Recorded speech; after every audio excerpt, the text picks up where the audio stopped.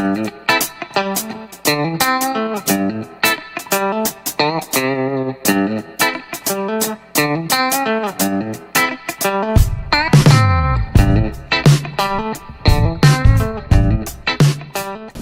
kept away from his room, and there was an unwritten code of conduct in the family that when my father is writing in his study, he is not to be disturbed. Many a times we found that to be a little odd, but then mother would explain to us that it's important for creative people and particularly the writers to have their moment of solitude and to be able to express themselves. They needed the peace and harmony of a home to be able to do that. That was some of the early impressions that we had.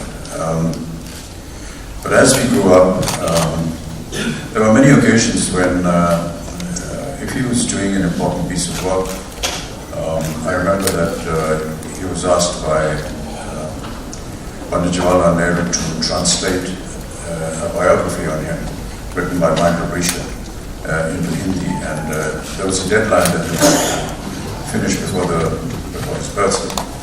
And he was working day and night, and he put out a little placard, almost like a painting outside the door of his study, and that meant that nobody was allowed to go in and disturb him. And this used to happen for days and days and days. We never really knew how he was or what he was doing. That's the kind of temperament that we grew up in. But yes, every time my father would write a piece of poem, we were the first people that he would introduce the poem. And in particular, he would ask us to read it in almost the same graph and the tone that he had written it. And I felt that that was an extremely important exercise, because later on in my work as a professional actor, I found that the respect that we need to give writers is the most important aspect in filmmaking. I feel that writers are the most important ingredient in filmmaking. They, design the character, they design the story, they design the dress, the location, everything. And once they write, it's written with a lot of conviction and strength.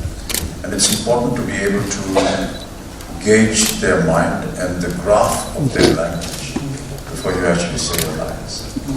So some of the things that we learned, I learned from my father, was to be able to recite some of his works in the same graph and language. That I found very valuable. Other than that, of course, the numerous people of letters that used to visit him, and to be just sitting quietly and listening to them converse and discuss various aspects of life, poetry, and literature, was indeed a very revealing aspect. I remember when we were in Allahabad, there was a union that was formed by the students that he was teaching. He was teaching English literature in Allahabad University. And they used to sit after midnight and discuss words, literature, poems, writings. And many a times, even though we were not allowed to be awake at that time, we would sit up and just be present with them and listen to them. Those are some of the experiences that we grew up with. My granddaughter, that's my daughter's daughter, Navya Navini. When she was little, I used to make up stories every night. And in Hindi, when you tell children some stories, you always say ek tha raja or ek thi raja. Aise, because I had heard my father-in-law also saying this. And every day they'd get lost in a boat. The prince and the princess, the king would be worried, the queen would be crying. And I used to every day add a little bit. Fortunately, they didn't live with us. They'd go back to Delhi, so I got some rest. The second child arrived.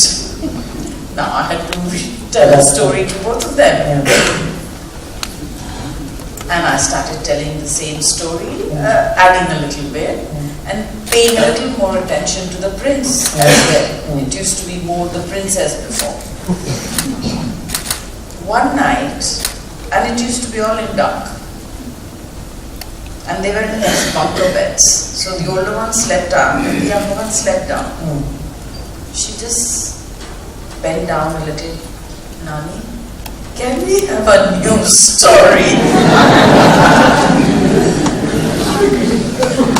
You know, I mean, poor child, she was patient for so long listening to my story, and she exactly knew. But when they're little, they love to hear the same thing. But I realized she'd grown up. So it was time to stop making stories and read them proper published books. And then I started doing that.